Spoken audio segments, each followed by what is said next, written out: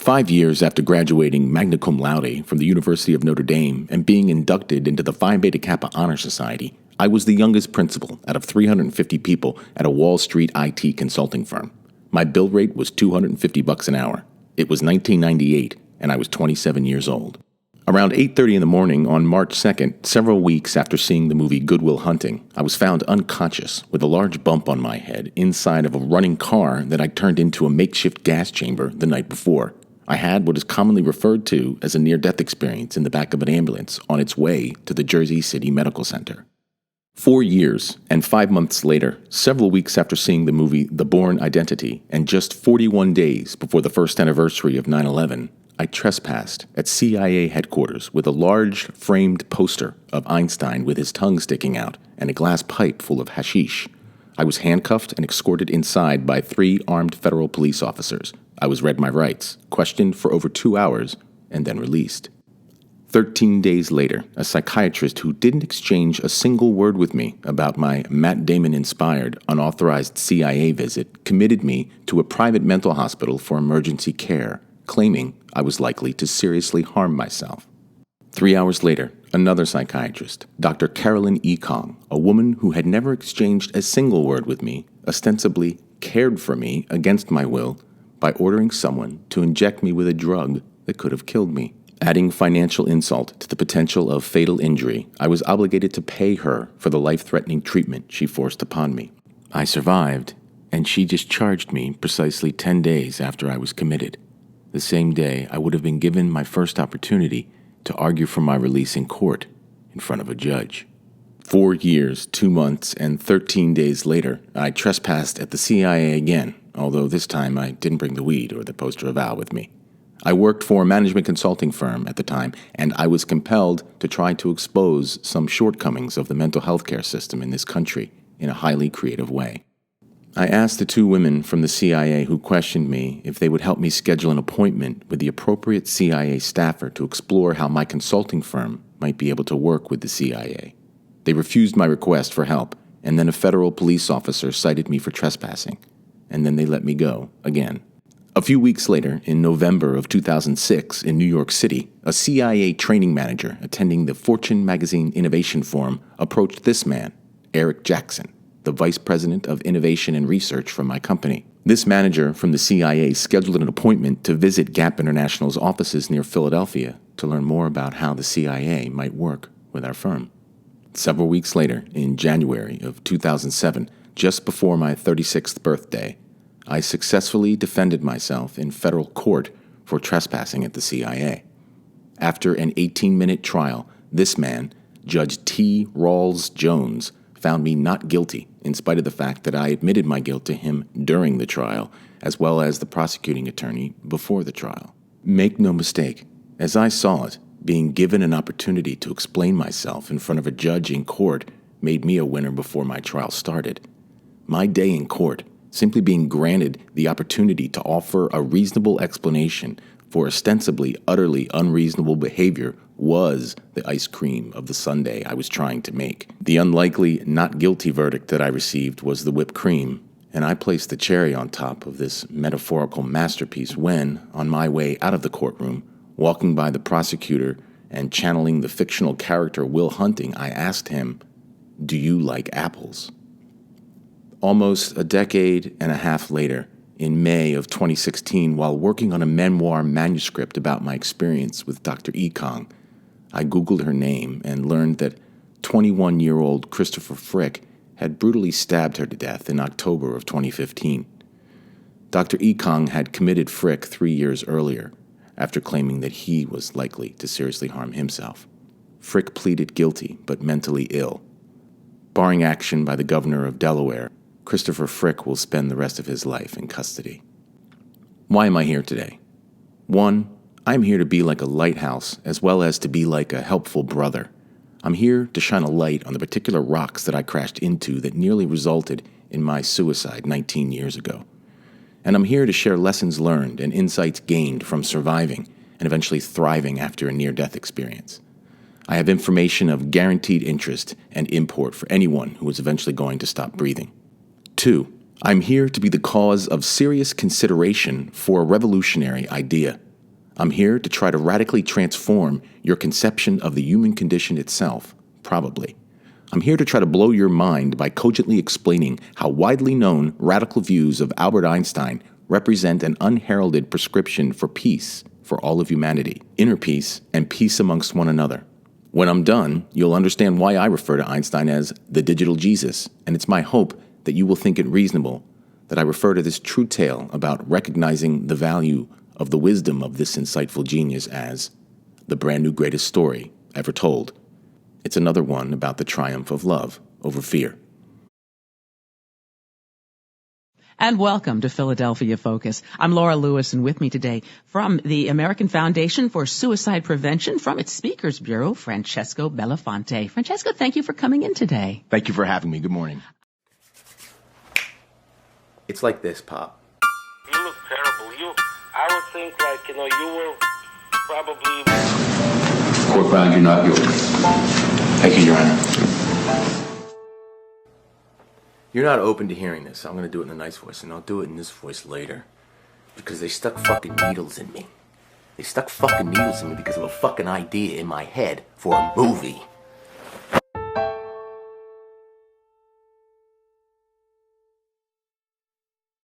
I'll go after number 2 first, but before I do that, a relevant story about the most interesting missed opportunity of my childhood. It's a story about how a life-threatening lifesaver led a vomit-fearing, frightened young boy to momentarily experience and monumentally misunderstand self-transcendence. I was 5 years old in 1976 when my 2-year-old sister Kristen began to choke on a lifesaver candy that I gave her. Luckily, our dad was with us in the kitchen at the time, and he went into life-saving hero mode. After a few terrifying moments spent not solving the problem by clapping his little Kiki on the back with his hand, he reached into her mouth with his index finger and triggered her gag reflex. After a quick stomach convulsion, followed immediately by an even quicker head dodge by my dad, my sister projectile vomited a stream of yellowish, mostly liquid puke that splashed down a few feet away all over the light green linoleum floor. The offending yellow lifesaver was expelled along with the contents of her stomach, and the hysterical sobs that immediately followed confirmed that Kristen was breathing easy again. This harrowing experience turned me into someone with an irrational and, at times, overwhelming fear of vomiting, also known as emetophobia. My sister's lifesaver choking incident led me to conflate nausea and throwing up with the risk of imminent death, I think, so future bouts with vomit-inducing contagious infections in our house became stress-filled, nerve-wracking ordeals for me. I'd have these psychosomatic nausea panic attacks where I'd end up sprinting to the bathroom convinced I was about to barf. I'd be down on my knees staring into the toilet bowl with my index fingers pressed hard into my ears, desperately hoping to prevent myself from hearing what I thought was about to happen. Knowing that I was abnormally troubled by the prospect of throwing up just piled embarrassment and shame on top of fear and anxiety for me. While I only threw up a few times as a child, every encounter I had with every vomit-inducing infection over the subsequent decade was one accompanied by paranoia, fear, and stress. My search for solace from these ills led me to make a remarkable discovery when I was just 8 years old. It was at the end of the summer of 1979, and Kristen was sick again, this time from an infection, apparently. She'd thrown up twice after dinner the day before. As a matter of habit, given my infection-evading regime, I retreated to the bedroom that I shared with my older brother, Mark. He wasn't there, so I closed the door behind me and sat on the edge of the bed facing a window that looked out onto the front yard. My head was positioned so I couldn't see any part of my body when I looked straight ahead through the window. Branches of a birch tree swayed up and down in the gentle summer breeze. With my gaze fixed and unfocused, I fell into a comfortable state of silent reverie as I thought about what was going on. I thought, why did Kristen have to get sick?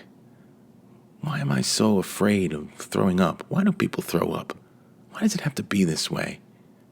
Why does it have to be like this? Why is it like this? Why is it the way it is? Why is what is happening happening? What is going on? What is? What is existence? What is? What is existing? What is? What is being? What does that mean to be? What is? I repeated that question silently to myself over and over again. What is? What is?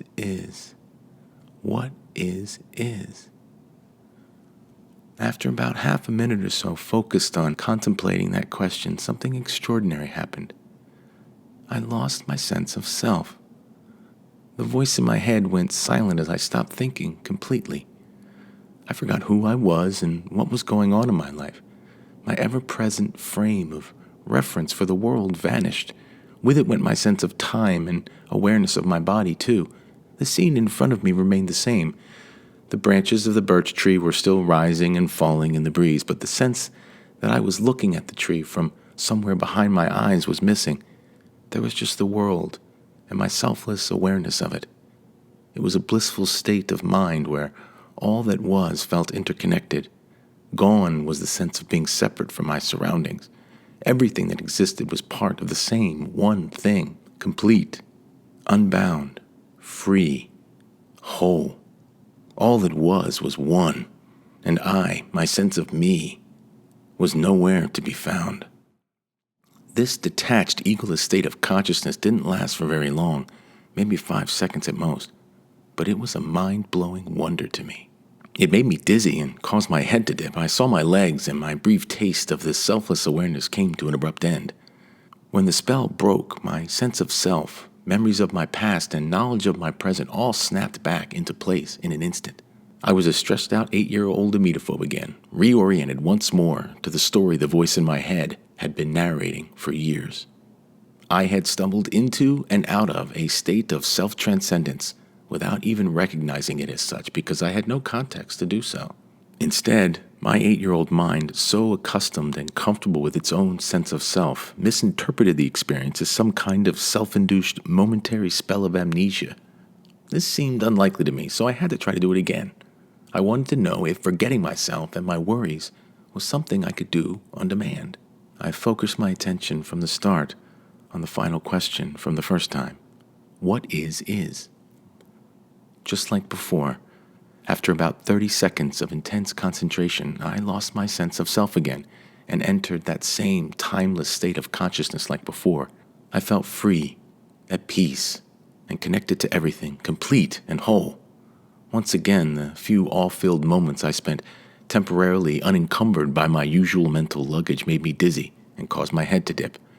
My second visit to this ego-transcendent state was as brief as the first, but delight displaced my disbelief when the spell ended this time. Finding the blissfully discombobulating state of consciousness again with such relative ease convinced me that I hadn't imagined the whole thing. Plus, I seemed to have some grasp on how to make it happen on demand, and I was quite content to have this know-how at my disposal for future bouts with barf-inducing infections that I knew I would inevitably face. Many years later, it seems that the most remarkable aspect of my chance discovery was my monumental misunderstanding of what I had experienced. At 8 years old, I was already married to the idea that myself was the essential part of me that was located somewhere inside of my skull, behind my eyes. I saw myself, or I, if you prefer, as the general manager of my consciousness, the controller of the voluntary actions of my body, the thinker of my thoughts, the decider of my decisions, the chooser of my choices, and the imaginer of my imaginings. I was the subject of every experience I experienced and the source or the author of the ever-present voice in my head. As an altar boy to be who was raised by Roman Catholic parents, I referred to this essential part of me, this nucleus of control that I believed was guiding my consciousness as my spirit or my soul. This was the supposedly free-willing, supposedly eternal part of me that my mother told me would survive the death of my body and continue to have experiences of a kind that were unimaginable to me while I was still alive. I was so attached to this view of myself as the central controlling authority in my life that I mistook my relief from emetophobic distress as a brief escape from reality versus what I view it as almost 40 years later. Now, it seems apparent to me that my spontaneous, impromptu meditation provided me with a momentary glimpse of an incredible truth about the human experience that I wasn't able to comprehend at 8 years old. As I see it, there is no essential self. There's no I or me anywhere inside or outside of my body that controls it, or the thoughts, intentions, and feelings that arise within my consciousness.